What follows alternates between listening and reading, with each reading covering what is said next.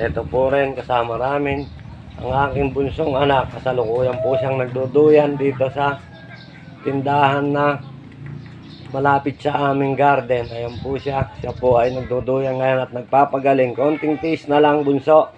Gagaling ka na at makakaraos ka na. Magagawa mo na gusto mong gawin sa buhay mo. Para sa ganung paraan makatulong ka sa iyong mahal na ama't ina. Kaya sana anak, magpagaling ka. At gagaling ka talaga. Ayan naman po ang aking gulayan.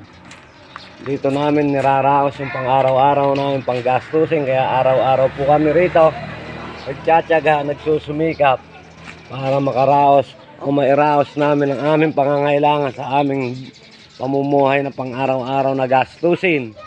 Kaya ito po ang aking mga gulayan ngayon. Kayo na po ang bahalang tumingin. Ayan po, sari-saring gulay, bahay kubo kung tawagin, ika nga. Bagong at bitchin lang ang kailangan.